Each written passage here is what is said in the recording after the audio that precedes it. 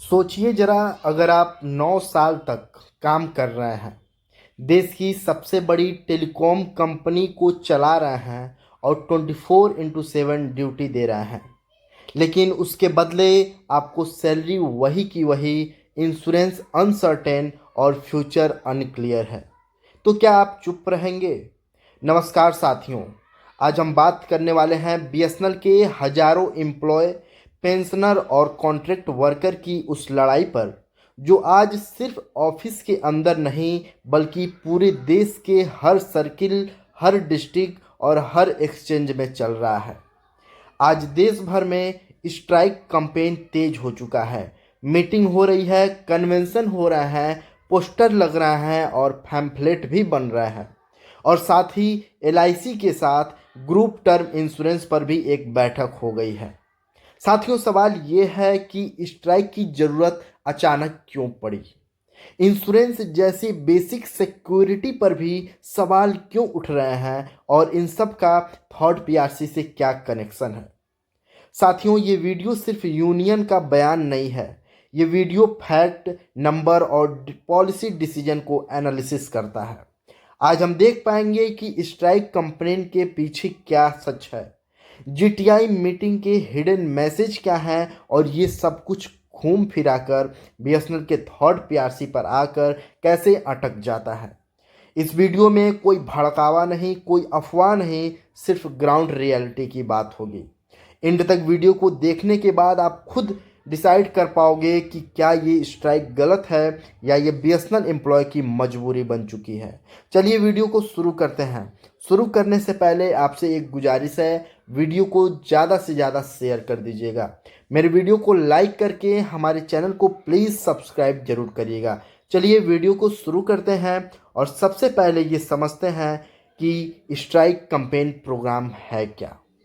साथियों, बीएसएनएल के यूनियन ने ऑल इंडिया जनरल स्ट्राइक 12 फरवरी 2026 को कॉल दिया है और स्ट्राइक से पहले देश के हर कोने में, देश के हर एक डिस्ट्रिक्ट लेवल पर, सर्किल लेवल पर और एक्सचेंज लेवल पर मीटिंग और कन्वेंशन हो रहे हैं। आसनसोल कन्वेंशन 4 फरवरी 2026 को आसनसोल टेलीफोन एक्सचेंज में, जहां पर regular employ, pensioner, contract casual worker सब ने एक साथ हिस्सा लिया है। यूनियन लीडर ने चार्टर ऑफ डिमांड, बीएसएनएल की फाइनेंशियल सिचुएशन और गवर्नमेंट पॉलिसी सब को बहुत ही आसान भाषा में एक्सप्लेन किया है। इसका मतलब ये है कि ये सिर्फ एक स्ट्राइक नहीं है, ये सर्वाइवल की लड़ाई है। साथियों, यहाँ बात हुई कुछ बहुत सीरियस मुद्दे पर, वेज एग्रीमेंट के पेंडिंग पर, एंटी लेबर पॉलिसीज़ पर और 4 लेबर कोड का जो डेंजर है उस पर। और फिर सबसे इम्पॉर्टेंट बात बोली गई, अगर आज हम नहीं लड़े तो कल हमारे पास कुछ भी नहीं बचेगा। और यहाँ से आता है असली मुद्दा, बीएसएनएल का थर्ड पीआरसी। साथियों, पीआरसी का मतलब है पे रिवीजन कमेटी। बीएसएनएल में पहला पीआरसी मिला, दूसरा पीआरसी मिला और तीसरा पीआरसी 2017 से पेंडिंग में है। दोस्तों, जरा सोचिए, 9 साल हो गए, महंगाई बढ़ गई है, प्राइवेट सेक्टर का सैलरी बढ़ गया है, लेकिन हमारे बीएसएनएल एम्प्लॉय की जो बेसिक पे है वहीं की वहीं अटकी पड़ी हुई है। गवर्नमेंट का लॉजिक है, गवर्नमेंट कहता है बीएसएनएल लॉस मेकिंग है, पहले प्रॉफिट हो, पर सच क्या है, बीएसएनएल को पॉलिसी के थ्रू कमज़ोर किया गया है। 4G delay, spectrum issue, revival package अधूरे रह गए हैं और फिर एम्प्लॉय को बोला जाता है तुम सेक्रीफाइस करो। साथियों, यही वजह है कि स्ट्राइक अनअवॉइडेबल हो गई है। स्ट्राइक सिर्फ पैसों के लिए नहीं है, 4 लेबर कोड का डेंजर जो है उसके वजह से स्ट्राइक किया जा रहा है। अगर ये फुली इम्प्लीमेंट हो गया तो जॉब सिक्योरिटी कम हो जाएंगे, यूनियन के पावर कम हो जाएंगे, स्ट्राइक करना मुश्किल हो जाएगा, कॉन्ट्रैक्ट सिस्टम और स्ट्रांग हो जाएगा। इसीलिए यूनियन कह रही है कि अगर आज नहीं रोका गया तो कल कोई आवाज़ तक भी नहीं सुनेगा। और स्ट्राइक का मतलब है गवर्नमेंट को चेतावनी देना, मैनेजमेंट को प्रेशर देना और थर्ड पीआरसी के लिए एक फाइनल पुश देना। अब आते हैं एलआईसी के साथ हुई ग्रुप टर्म इंश्योरेंस की मीटिंग पर।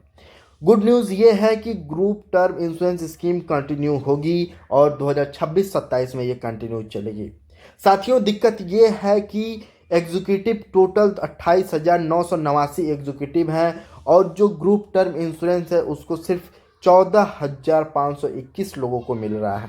जो नॉन एग्जीक्यूटिव कर्मचारी हैं 23,315 कर्मचारी हैं, लेकिन जो ग्रुप टर्म इंश्योरेंस मिल रहा है सिर्फ 6,369 कर्मचारियों को मिल रहा है। मतलब है कि एम्प्लॉय खुद इनसिक्योर हैं, ये अफोर्ड नहीं कर पा रहे हैं, ये फ्यूचर पर भरोसा नहीं कर पा रहे हैं। इंश्योरेंस कवर बढ़ाने से मना क्यों किया गया है? एलआईसी ने बोला है जब तक ज़्यादा लोग ज्वाइन नहीं करेंगे प्रीमियम कम नहीं होगा। और यहाँ थर्ड पीआरसी से लिंक ये है कि अगर सैलरी रिवाइज होती है तो ज़्यादा लोग ग्रुप टर्म इंश्योरेंस को ऑप्ट करेंगे, तो कवरेज बढ़ेगी और प्रीमियम कम होता होगा। थर्ड पीआरसी पेंडिंग होने की वजह से इंश्योरेंस कंपनी में भी कंप्रोमाइज़ नहीं किया जा रहा है। साथियों, अब पिक्चर क्लियर हो रही है। स्ट्राइक कैंपेन सैलरी और राइट को बढ़ाएगी, ग्रुप टर्म मीटिंग सिक्योरिटी और फ्यूचर को सही कर रही है। और ये दोनों रूट का कॉज है, थर्ड पीआरसी के डिले का, पॉलिसी पैरालिसिस का और एम्प्लॉय निगलेक्ट का। साथियों, यूनियन प्रेशर बना रही है, मीटिंग के तहत, कन्वेंशन के तहत पोस्टर बना रही है, पैम्फलेट बना रही है और फाइनली आज ऑल इंडिया स्ट्राइक की कैंपेन शुरू हो गई है। दोस्तों, ये फाइट सिर्फ बीएसएनएल एम्प्लॉय की नहीं है, ये फाइट है पब्लिक सेक्टर बचाने की, ये फाइट है सिक्योर एम्प्लॉयमेंट की और डिग्निटी के साथ जीने की। साथियों, अगर आज थर्ड पीआरसी नहीं मिला तो कल इंश्योरेंस वीक हो जाएगा, पेंशन अनसेफ हो जाएगी, जॉब टेम्परेरी हो जाएगी। इसलिए 12 फरवरी 2026 सिर्फ एक डेट नहीं है, ये एक डिसीजन का डे है। आज या तो हम अपना हक लेंगे या फिर धीरे धीरे सब कुछ खो देंगे। साथियों, अगर आपको ये जानकारी अच्छी लगी हो तो वीडियो को ज़्यादा से ज़्यादा लाइक कर दीजिएगा, हमारे चैनल को शेयर करके सब्सक्राइब करना बिल्कुल भी मत भूलिएगा और साथियों बेल आइकन को दबाना तो बिल्कुल भी मत भूलिएगा, क्योंकि इस वीडियो से आपको बहुत सारी जानकारी मिल गई होगी जो आपको कोई और चैनल नहीं देगा। मेरे चैनल पे आप अगर नए हैं तो प्लीज़ चैनल को ज़्यादा से ज़्यादा शेयर कर दीजिएगा और इस चैनल पे हमेशा जुड़े रहिएगा ताकि आपको बीएसएनएल से रिलेटेड जो भी न्यूज़ है सबसे पहले आपको मिल जाए। ठीक है साथियों, मिलते हैं आपसे अगले एक और लेटेस्ट अपडेट के साथ। तब तक के लिए जय हिंद, जय भारत।